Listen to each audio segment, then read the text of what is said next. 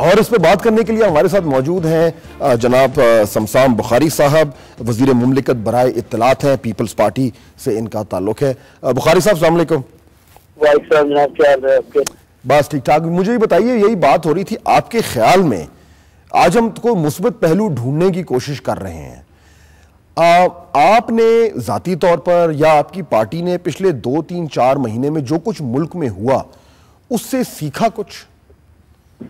देखिए साहब, मैं आपसे ये कहना चाहूंगा, आप अगर गौर करें इस बात पे, तो मैं तो ये कहता हूँ कि सीखता तो बंदा सारी उम्र तक रहता है, मगर ये आप लोगों को भी एवेलुएट करना पड़ेगा और करना पड़ेगा हमारे माजी से, कि अगर आप देखें तो पीपल्स पार्टी का माजी जो है वो हमेशा रहा है, हमेशा पीपल्स पार्टी का माजी जो है वो जमहूरियत पसंद रहा है, हम जमहूरियत के साथ रहे हैं। लेकिन मैं आपसे ये अर्ज करता चलूं कि पिछले महीनों में अगर आप देखें तो हमने अपनी कोई अना नहीं रखी, हमने अपना कोई मामला इस तरह का नहीं रखा जो जमहूरियत के आड़े आए। हमने हमेशा वो चीजें की है जो हमने कौम से कमिट की थी। तो मैं आपसे ये अर्ज करना चाहता हूँ कि हम फौरी तौर पर इस बात को अब जैसे ये 17th अमेंडमेंट है, अब ये भी खत्म हो जाएगी, मगर इसके साथ साथ मैं एक चीज आपको कहना चाहता हूँ कि इसके साथ बाकी तमाम जमातों को भी सीखना पड़ेगा। अगर आपको याद हो तो ये हमारे जो दोस्त हैं ये कहते थे कि जजेस जब बहाल हो जाएंगे हम 5 साल कोई और चीज नहीं कहेंगे, वो भी हो गए। फिर 17th अमेंडमेंट का मामला था, जब आप पढ़े लिखे इंसान हैं। बुखारी साहब, आप नून लीग की तरफ मेरा ख्याल है इशारा कर रहे हैं, और नून लीग के जो MNA हैं जनाब शाहिद खाकान अब्बासी साहब, वो भी हमें ज्वाइन कर रहे हैं। समसाम बुखारी साहब से बात हो रही है। मुझे बात मुकम्मल कर लेना है। मैं ये कह चुके, मैं वैसे भी ट्रैवल कर रहा हूँ और यहाँ पे मेरे सिग्नल्स किसी वक्त भी चले जा सकते हैं। तो मैं चार्टर ऑफ डेमोक्रेसी की जब हम बात करते हैं तो खुदा की कसम हम तो चार्टर ऑफ डेमोक्रेसी पे मनो-अन अमल करना चाहते हैं, मगर हमारे साथी जो सिग्नेटरी हैं चार्टर ऑफ डेमोक्रेसी के, वो ज्यादातर शराइत से तो वो मुत्तफिक है, मगर एक दो ऐसी हैं जो उनको अब अच्छी नहीं लगती। लेकिन अब तो करता चलो, देखिए मेरी बात सुने, जब हमने जुडिशरी का जिक्र किया तो इन्होंने कहा करके वजीर आजम पाकिस्तान ने फ्लोर ऑफ द हाउस कहा कि ये भाई इस शिक पे चार्टर ऑफ डेमोक्रेसी पे आइंदा अमल कर लेना, अभी ये जुडिशरी है, हम उसके लिए बात नहीं कर रहे हैं। अच्छा बुखारी साहब, मुझे आप लाइन पर हैं, मैं शायद खाकान अब्बासी साहब को इसी नुक्ते पर जरा लाना चाह रहा हूँ। अब्बासी साहब, ये बात हो रही है कि हमने क्या सीखा पिछले चंद महीने से। COD, अब तो ये तासुर मिल रहा है कि बुनियादी तौर पर तो अग्रीमेंट हो गया है, मार्च के आखिर तक शायद अनाउंस भी हो जाए, अभी भी पीपल्स पार्टी और PMLN में इख्तलाफात मौजूद हैं?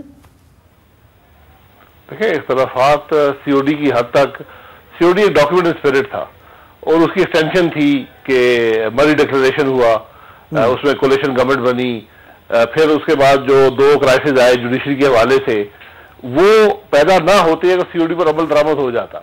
आज 2 साल होने को है, कॉन्स्टिट्यूशन अमेंडमेंट भी पूरी तरह से नहीं हो सका, और उसमें भी अभी मार्च 31 का वादा तो किया गया है, लेकिन मेरे ख्याल में ये शायद ये भी मुमकिन ना हो। तो COD तो एक, अगर आप उस स्पिरिट को कबूल करेंगे तो फिर बात बनेगी।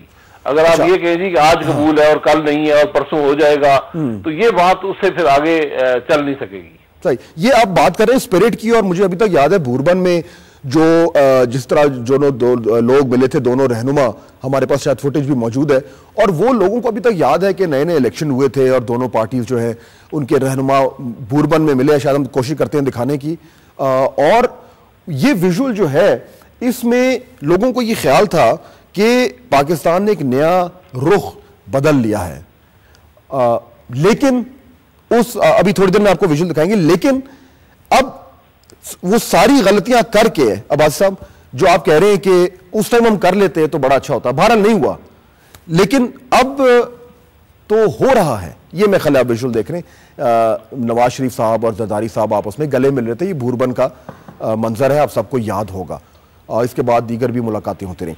अब्बासी साहब, मैं ये जानना चाह रहा हूं कि जो हो गया सो हो गया, चले खत्म हो गया, अब हम क्या एक ऐसे नहज पर खड़े हैं कि दोनों बड़ी पार्टीज जो हैं वो अपनी गलतियों से सीखकर एक basic rule of the game पे एग्रीमेंट हो रहा है, चाहे वो COD हो, चाहे वो जजेस की तैनाती हो, चाहे वो वर्किंग रिलेशनशिप हो, ये हो रहा है, या am I just being too optimistic? देखिए, वर्ड्स तो हैं, बातें तो हुई हैं, लेकिन हकीकत यह है कि आपको माजी से सबक लेना चाहिए था। अगर पीपल्स पार्टी एक कोलिशन गवर्नमेंट को 6 हफ्ते बाद सिर्फ इसलिए टूटने देती है कि वो अपनी कही हुई बात पर अमल दरामद करने को तैयार नहीं है। इसका उसने राइटिंग में वादा किया, एक तो मरी डिक्लेरेशन हुआ, उसके बाद बातें हुई, फिर राइटिंग में वादा हुआ। तो अगर 6 हफ्ते में ये सब चीजें टूट सकती हैं तो जो ट्रस्ट डेफिसिट बिल्ड हो गया है उसको अब दूर करने में कुछ वक्त जरूर लगेगा, और वो अमल से साबित होगा कि क्या पीपल्स पार्टी यकीनन उनकी नीयत जो है सीओडी के बारे में वो ठीक है या नहीं है, ये वक्त बताएगा। बुखारी साहब, यानी कि ट्रस्ट डेफिसिट अब इतना ज्यादा हो गया है कि इतना ऑप्टिमिस्टिक नहीं होना चाहिए। साहब मैं आपसे एक बड़ी आप बात करा अगर मेरी सुने, वाकी साहब हमारे भाई हैं, बड़े मोहतरम हैं, बड़े मुदब्बर सियासतदान हैं और एक अच्छे खानदान से ताल्लुक रखते हैं, मगर मुझे एक चीज आप बताइएगा और ये मैं ऑन रिकॉर्ड लाना चाहता हूँ। जजेस बहाली पे हम पहले भी कहते आए, बहाली पे इत्तेफाक था, इनको भी हमें भी तरीकाकार ये और तरह करना चाहते थे, हम और तरह करना चाहते थे। मैं एडमिट करता हूं कि उस तरीकाकार में हमारी तरफ से ताखीर हुई जो नहीं होनी चाहिए थी, लेकिन मैं आपसे ये अर्ज करता चलूं कि एंड रिजल्ट क्या हुआ कि जजेस बहाल हो गए, और किस तरह हुए, जिस तरह PMLN की ख्वाहिश थी या इनके एलाइज की ख्वाहिश थी कि तरीकाकार ये हो। ये इसमें कोई दो राय ना रहे कि पीपल्स पार्टी उनको बहाल नहीं करना चाहती थी, हम उनको बहाल करना चाहते थे, मगर हम ये चाहते थे कि एक रॉन्ग डूइंग को दूसरी रॉन्ग डूइंग के तहत ना करे। खैर हो गया, और वो ताखीर की भी मैं जिम्मेदारी पार्टी के कबूल करता हूँ। अच्छा, ये हमारे पास ब्रेक का वक्त हो रहा है, एक छोटी सी ब्रेक लेंगे। बहुत ब्रेक का वक्त हो रहा है, ब्रेक लेके वापस आते हैं। हमारे दोनों मेहमान शाहिद खाकान अब्बासी साहब, शमशाद बुखारी साहब हमारे साथ मौजूद है। इस गुफ्तगू को आगे बढ़ाएंगे, साथ रहेगा।